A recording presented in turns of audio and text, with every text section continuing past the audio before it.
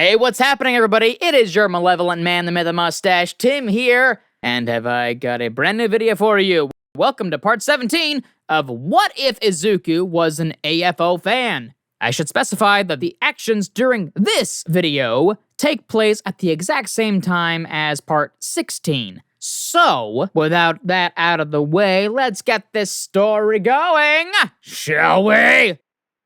The various warp gates closed behind the League members as they departed Island. Their destination was the Shie Hisakai compound. As for their objective, Izuku was tasked with taking the overhaul quirk and to kill Kai Chisaki while seizing control of as many members of the Shie Hisakai as possible. The rest of the League were tasked with support and the extraction of the young child known as Eri. All for One slowly wandered the quiet halls, humming to himself as he passed the occasional Nomu or security drone. The door to Izuku's lab opened as he approached.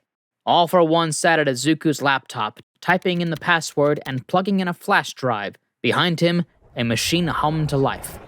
Walking toward it, he placed his glowing palm onto its exterior. Returning to the laptop, All for One began typing in lines of code before leaving the room as the laptop and device behind it began an automated function. Entering his own lab, All for One pressed a finger onto his keyboard and sat with his helmet on as he looked towards the various screens. Then it happened. Alarms roared out, and with a press of a single key, the cameras on the tower's exterior that Izuku had set up focused on an incoming fleet of both ships and aircraft, and stood proudly on one of the aircraft was the hero, Stars and Stripes. Took them long enough. Nomu! Delay our guests. As for these boats, well, time to wipe them out with Izuku's latest Alpha Nomu.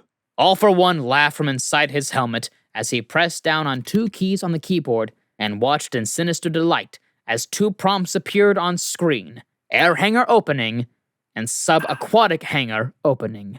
From the air hangar, legions of winged high-end Nomu took flight, making an immediate charge against the incoming aerial attack. Meanwhile, the subaquatic hangar slowly opened out to the open ocean. From it, several high-end Nomu designed for marine underwater assaults poured from it. However, a massive pair of vicious yellow eyes grew wide behind them. The screen before All for One lit up. Subject, Jormungandr deployed. Tsunami defenses activated. Island position lock engaged.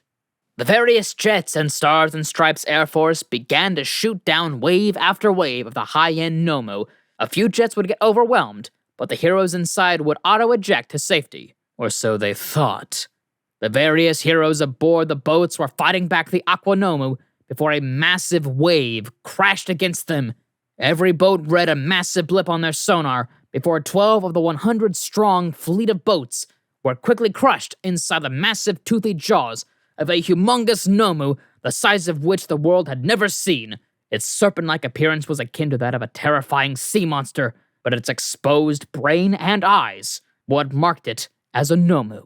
All for One laughed and clapped as Jormungandr dove beneath the waves again, taking another 8 ships with it as its tail smashed 5 of Stars and Stripes jets into balls of fire in the sky. Jormungandr was an Alpha Nomu made by Izuku solely for one purpose: to dominate the waters around Island in the events of an attack from the sea. What it lacked in intellect, it more than made up for in its sheer endurance, strength, and size. This Nomu was definitely worthy of its namesake. Stars and Stripes watched in horror as this beast tore apart the fleet of helpless ships below her. The heroes on board were nothing but ants to the colossal monster, and their quirks were useless against its hide. This forced her to open the hatch to the jet she was standing on, placing her hand on the hero piloting it. New order! Endeavor's quirk cannot be taken and will increase in power 10-fold. She cried out before shutting the hatch over a confused Endeavor before she screamed out her second use of New Order, causing her 2 maximum rules to take effect. New Order! Stars and Stripes will gain twice the physical abilities as the being she points at in the next 5 seconds.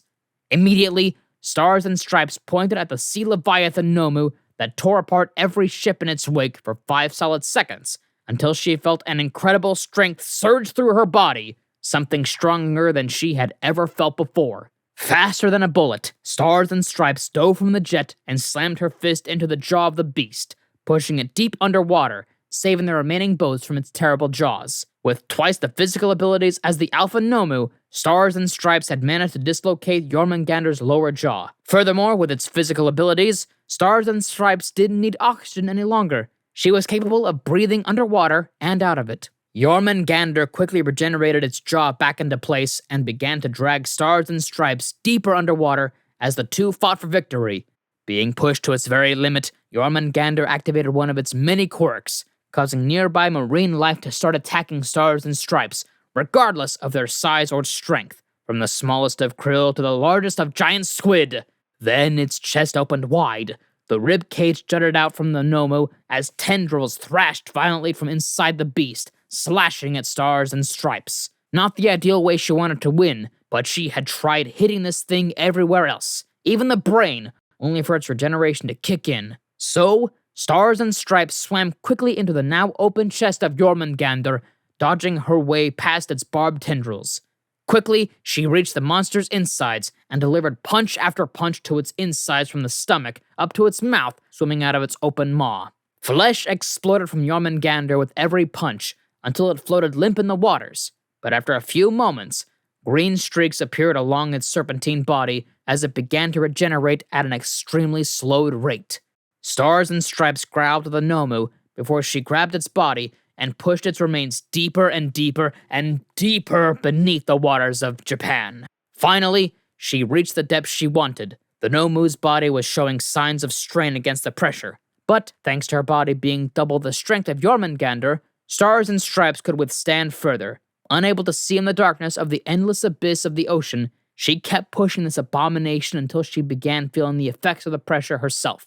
For one good measure, Stars and Stripes gave it a kick to push it even deeper into the possible aquatic trench she had pushed the dreaded Alpha Nomu into, where it would remain forever, motionless, as it would take damage from the pressure of the sea faster than it could heal. As this underwater battle was hard fought, Endeavor led bombing run after bombing run over the defenses of Island, the high-tech American jet fighters proving more than a match for the Nomu and anti-air turrets. But All for One was still nowhere to be seen.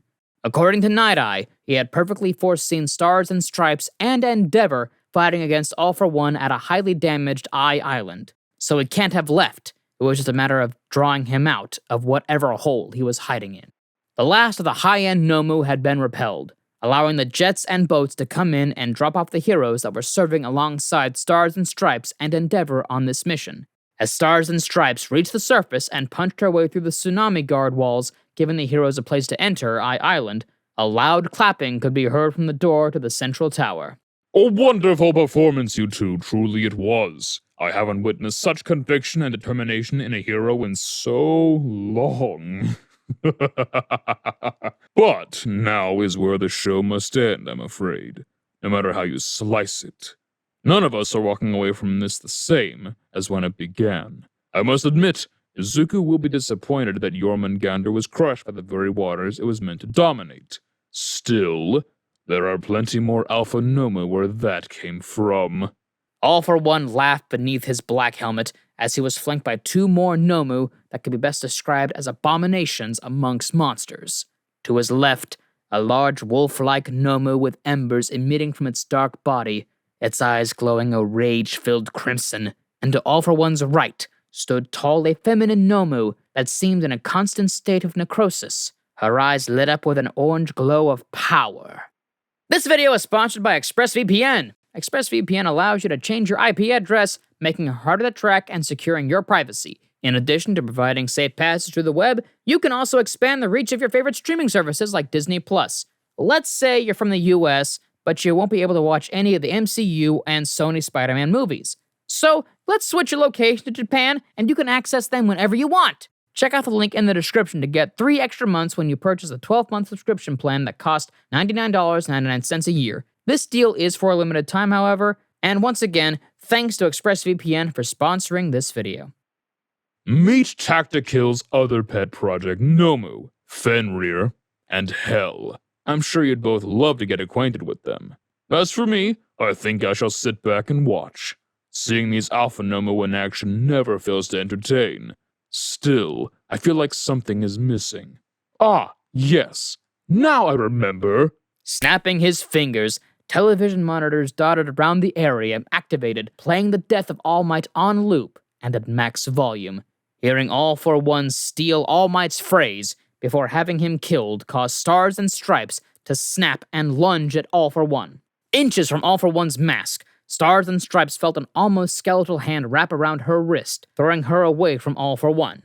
The Alpha Nomu Hell stood between Stars and Stripes and All for One. Endeavor meanwhile clashed with Fenrir, all as the various other heroes battled against the various standard and high-end Nomu. I'm beginning to think you're too afraid to face us, All for One, if you even had a face. So instead, you hide behind your little monster tactical abominations. Endeavor spat at All for One, who levitated above the battlefield, sat upon a floating throne made of reconstructed and smoothed out rubble, all as he watched Endeavor battle against Fenrir. Let's talk, Endeavor! We have Nomu to crush, and an ancient evil who refuses to stay dead to put 6 feet under. Stars and Stripes retorted, as she smirked, dodging out of the way of the clawed bony hands of the Alpha Nomu named Hell. Using his enhanced quirk, Endeavor burned into the ground and pulled several bars of rebar from the floors, wrapping them around Fenrir in an attempt to bind the vicious wolf Nomu. However, this was all in vain as the rebar began glowing a bright blue as a similar color filled Fenrir's eyes until the rebar exploded into pieces. The shrapnel from the rebar struck Endeavor, causing small cuts across his body. Hell shrieked loudly as she activated a form of shadow-based quirk that allowed her to puppet the deceased corpses of Nomu and Hero alike, using them as meat puppets against Stars and Stripes. The supposed undead lacked one thing they had in life: quirks, making them easy marks for Stars and Stripes attacks, usually going down in 2 to 3 hits, but there were always more. Deciding to truly test how far he could push his quirk, Endeavor pointed palms, blasting out a beam of lightning instead of a focused beam of flames. From the electrocution, Fenrir was stunned long enough for Endeavor to make another attempt at destroying the Alpha Nomu for good, blasting a crashed hunk of jet embedded into the wall of the central tower. Endeavor caused the shell of the jet and a large amount of rubble to fall upon Fenrir, crashing above it. Or so he hoped. Within a few moments, the rubble and jet covering Fenrir began glowing that similar bright blue before exploding out into sharp shrapnel. Actually prepared this time, Endeavor used his enhanced flames to blast himself out of the way of the incoming shrapnel explosion. Fenrir howled out loudly, glaring at Endeavor as it grew in size and its teeth elongated. Endeavor recognized this quirk, but from a very different villain: Moonfish. Fitting, it should end up with a beast like Nomu. It didn't matter what Endeavor did to this crime against nature. It just seemed to shrug every attack off like it was being attacked by drops of rainwater. Nothing but a minor annoyance. Well, if it worked for Stars and Stripes against Jormungandr, maybe it'll work for this thing too. Flying high, then diving fist first into the beast's throat as Endeavor used his quirk to coat his fist in flames. He slammed Fenrir into a crater from the impact. The sharp, jagged teeth began cutting into Endeavor's arm. He had to be quick. Endeavor grabbed something relatively heart-shaped and pulled, hearing ripping and tearing of both flesh and metal. Endeavor pulled it out. Fenrir's heart, but it was partly cybernetic, with trigger injectors attached to it. Casting the heart aside, Endeavor turned his back on Fenrir only for the atrocity to lunge at Endeavor's left hand, biting it clean off and swallowing it. Giving a low growl, Fenrir dropped to the floor in front of Endeavor, finally put out of its misery, or rather, everyone else's. Son of a mother! You're gonna go down for all you've done, All for One! Endeavor roared out in agony as he placed his remaining hand on his stump, using his flames to stop the bleeding and stay in the fight. Won't you need a hand with that, Endeavor? All for One cackled at the hero tending to his wounds. Meanwhile, Stars and Stripes battled against the growing hordes of undead puppets, as Hell stood behind them and just watched with her head curiously turned to one side. Every time Stars and Stripes had to strike down a hero she once called a friend, ally, or companion, it pained her mind to no end. All of them were heroes with bright futures, and now, this Nomu had desecrated their bodies into undead marionettes. Stripes! Go for All for One! I doubt this witch of a Nomu can bring back ashes, and I'm in no state to fight him. You are. Do it for the world. Do it for All Might! Endeavor shouted as he blasted through the reanimated with an explosion of white fire, almost leaving no trace of them behind. Yet, there was still plenty for him to cremate. Nodding, Stars and Stripes jumped at All for One with an insane speed, punching him in his smug black mask. As the #1 villain of Japan clashed with the #1 hero of America, Endeavor was left to destroy the third Alpha Nomu present on I Island, Hell. With her puppets of flesh gone, she once again cocked her head at Endeavor before sinking into the wall behind her. Quickly, she reappeared from Endeavor's shadow as she grabbed the fire hero from behind, placing one of her almost skeletal hands over his eyes. Pain. So much pain you have inflicted. Now you will feel their suffering. Endeavor felt his mind being invaded and burrowed into as he was shown visions of horror and death. So many civilians he had wounded physically or mentally, so many deaths he was responsible, and worst of all, his family. He watched these horrible visions always from the point of view of the victims of his actions or inactions. Shoto, Toya, Rei, Fuyumi, Natsuo, what have I done? I'm no hero. Endeavor gave into the despair and hopelessness the vile Nomu named Hell bestowed upon him. She began to grow more and more monstrous in her deathly features as he fell into loss.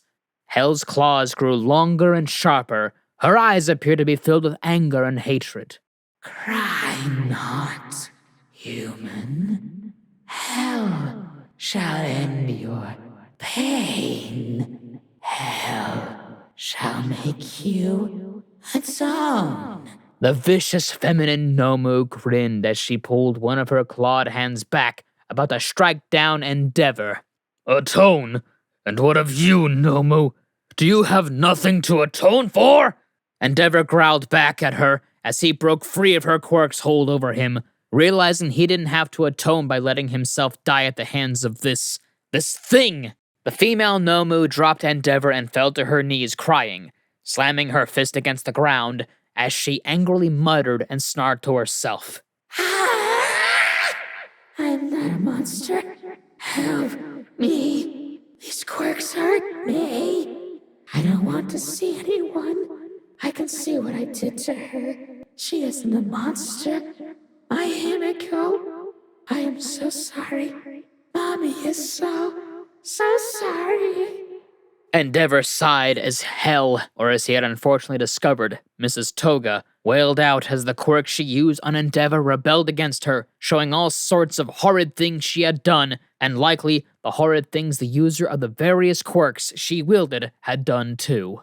This explained why nobody could find the mother or father of Himiko Toga. She likely requested Izuku or Tactical use them to create Nomu as a twisted revenge that mimicked the one that was inflicted upon Hisashi. Giving a frown, Endeavor placed his remaining hand on the crying Alpha Nomu's head while she was still vaguely in a state of humanity before burning her away with his flames. As Izuku's third and most unstable Alpha Nomu fell, Stars and Stripes clashed with All for One over and over again. Avoiding the majority of his stolen quirks, she always kept All for One at a certain distance to prevent him from stealing her quirk. As an All for One with the power of New Order would spell the end of all life as humanity knew it. But All for One, despite his nearly insatiable hunger for power and quirks, wasn't a fool, and neither was Izuku. They knew Stars and Stripes would arrive in Japan eventually, and after reluctantly sharing his quirk's one true weakness with Izuku, both had agreed on several plans should things prove dire with Stars and Stripes. Seems this was the worst case scenario, but every condition was met. Every player was where they needed to be. All for One just had to make his final move. All for One moved his position slightly, creating an unexpected opening for Stars and Stripes. But his condition, his wounds, this would finish the scourge called All for One. This would avenge All Might, grabbing the faceless All for One by the throat and crushing him into the concrete floor, creating a massive crater. Stars and Stripes smiled pridefully as if she were All Might herself. She tensed her grip around the villain's throat. His body was weakened from the battle. All it would take is crushing his windpipe to be done with it. Stars and Stripes gritted her teeth as she glared down at All for One with an almost deranged smile. Any last words, you quirk-stealing blemish? Stars and Stripes stiffened her grip on his throat. just a little more. Just a little more. Pressing a button on a small device in his suit pocket, then crushing it in his grasp, All for One smiled as his head fell back on the concrete. As a matter of fact, I do have some last words. Twice. Take the shot. Crushing his throat, Stars and Stripes looked at the now deceased All for One, slightly confused. Twice take the shot? Why would she need to shoot something 2 times? Then it hit her, both figuratively and literally. Kathleen Bate felt a sting in the back of her neck. After a gunshot rang out, she reached back, pulling something out of her neck. A red dart. Wait, she'd seen this in pictures in the meeting. Turning quickly, she saw Twice, perched high on the tsunami guard walls with a sniper rifle trained on her, waving, then proceeding to flip her off. Master! No, not like this! Not Izuku! Not Master! No, no, no! Ah! Get her! Kill her! Kill her! She's quirkless forever now, so kill her! Avenge your master, you ingrates, and avenge Izuku! An irate Tomura Shigaraki shrieked, pointing as the members of the League charged at the woman once known as Stars and Stripes.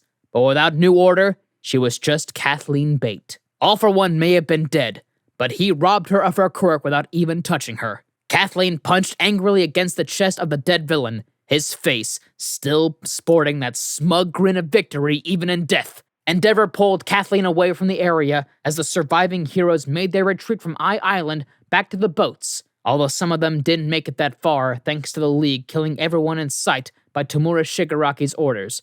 Hours had passed. Tomura locked himself inside Izuku's room, refusing to speak to anyone but Kurogiri, for the time being, leaving a power vacuum in the League. Dabi wanted to take the reins until Izuku was back, and to put him in charge when he was back, whilst Jiro insisted on following through with backup plans Izuku had shared with her, meaning she'd have to take leadership if Tomura didn't leave Izuku's room and act like a leader and everyone knew it. As for Eri, she was left under the capable care of Magni and Compress. The heroes had other matters to attend to. 1. The various casualties. 2. Informing the media of All for One's death and Tactical's capture. 3. The loss of Eri to the League of Villains. 4. Stars and Stripes becoming quirkless. And then 5. There was the whole can of worms that was interrogating Izuku Shigaraki.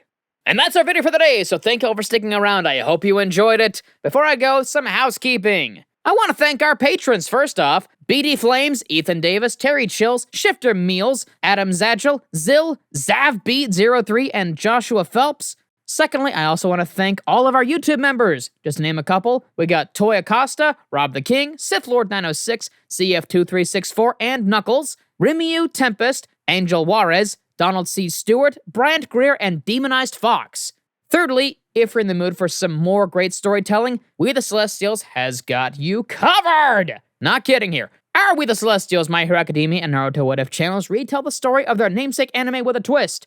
You've listened to All for One Fan, but I highly recommend Full Counter, which is also done by me as the voice, as well as Deku Hockey, because that one was a great one. Still one of my favorites.